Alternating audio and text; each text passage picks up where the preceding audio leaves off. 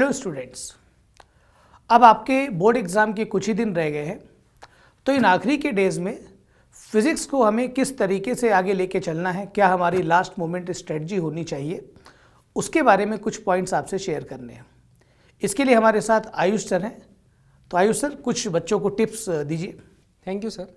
Hello बच्चों, तो physics board exam की प्रिपरेशन करने के लिए हमें पहले 3 बातों का बहुत ध्यान रखना है कि सबसे पहली चीज़ जो पेपर के अंदर पूछी जाती है वो है थ्योरी का पार्ट, सेकंड जो मेजर पूछा जाता है वो है डेरिवेशन, और थर्ड जो पूछा जाता है वो होता है न्यूमेरिकल। तो सबसे पहले अगर हम थ्योरी की बात करें तो थ्योरी वाले पार्ट के लिए आपको सारी एनसीईआरटी में से सारी डेफिनेशंस पढ़नी है और उन सभी डेफिनेशंस को पढ़ने के बाद खुद से लिख के प्रैक्टिस करनी है, क्योंकि सारे टेक्निकल टर्म्स जो भी उस डेफिनेशन में काम में आ रहे हैं हमें पेपर में वहीं के वहीं लिखने होते हैं।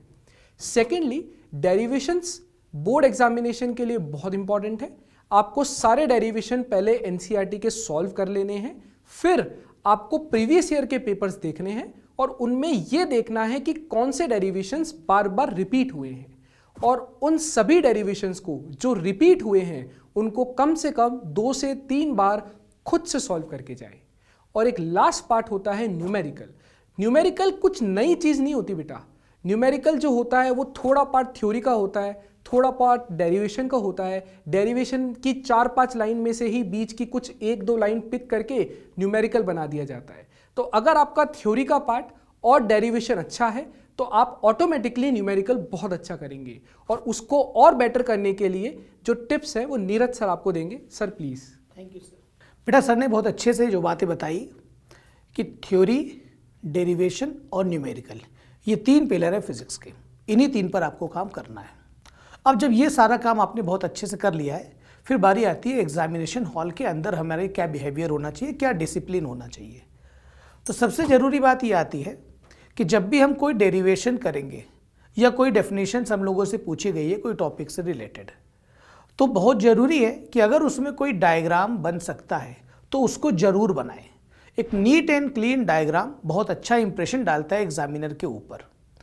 प्रेजेंटेशन में ही दूसरी बात आती है कि न्यूमेरिकल जब हम कोई सॉल्व कर रहे हैं तो जो भी डेटा उस न्यूमेरिकल में गिवन है उसको विद प्रॉपर यूनिट्स आपको एक बार लिखना है। जैसे कोई करंट इलेक्ट्रिसिटी का क्वेश्चन आ गया, आपको करंट की वैल्यू दी है तो आप लिखे current I is equal to this much ampere. Voltage given है तो वोल्टेज की वैल्यू प्रॉपर यूनिट्स में वोल्ट में लिखें। कोशिश करें सभी एसआई यूनिट में वैल्यू लिखें। उसके बाद में उस न्यूमेरिकल में जो भी फॉर्मूला आप यूज़ करने जा रहे हैं पहले वो फॉर्मूला लिखेंगे, उसके बाद में ही वैल्यू पुट करेंगे, फिर सॉल्व करेंगे। अगर आप फॉर्मूला लिखते हो, जो गिवन डेटा है वो प्रॉपर यूनिट्स में लिखते हैं, तो इससे बहुत अच्छा इंप्रेशन पड़ता है एग्जामिनर के माइंड पे। क्योंकि एग्जामिनर को आप ज़्यादा मेहनत ना कराएं, उसको लगना चाहिए कि इस बच्चे ने सब कुछ लिखा है, इसको सब कुछ आता है। तो बहुत ज़रूरी है कि हमारा प्रेजेंटेशन बहुत अच्छा होना चाहिए। तो इन बातों को आप ध्यान रखिएगा, बहुत अच्छा रिजल्ट आएगा आप लोगों का। All the best. All the best.